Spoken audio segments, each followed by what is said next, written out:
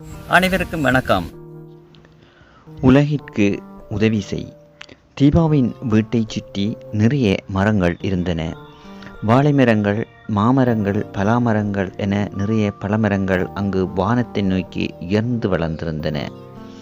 அதேபோன்று தீபாவின் வீட்டிலிருந்து சற்று தொலைவிலும் பெரிய மாமரம் ஒன்று வளர்ந்திருந்தது.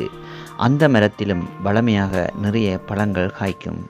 ஆனால் அந்த மரத்திலிருந்து தீபாவோ அவளது வீட்டுக்காரர்களோ பழங்கள் எதுவும் சாப்பிடுவதில்லை. பறவைகளும் மிருகங்களும் அந்த மரத்தில் இருந்த பழங்களை சாப்பிட்டன. தீபாவின் தந்தை அதிகாலையிலே எழுவார். தனது வீட்டில் உள்ள அனைத்து பழமரங்களுக்கும் தண்ணீர் ஊற்றுவார். அதேபோன்று வீட்டிலிருந்து சற்று தொலைவில் உள்ள அந்த மாமரத்திற்கும் தண்ணீர் ஊற்றுவார். தீபா தன் தந்தையிடம் ஒரு நாள் கேட்டாள், அப்பா, எமக்கு பழங்கள் தரும் மரங்களுக்கு மாத்திரம் தண்ணீர் ஊற்றினால் போதும் தானே? இதற்காக அந்த தொலைவிலுள்ள மாமரத்திற்கு தினமும் தண்ணீர் ஊற்றுகின்றீர்கள்.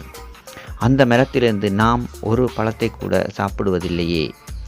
அதற்கு தீபாவின் தந்தை கூறினார், மகளே, நாம் அந்த மரத்திலிருந்து சாப்பிடாவிட்டாலும் பறவைகளும் மிருகங்களும் அந்த மரத்தின் பழங்களை சாப்பிடுகின்றதுதானே, அது போதும்.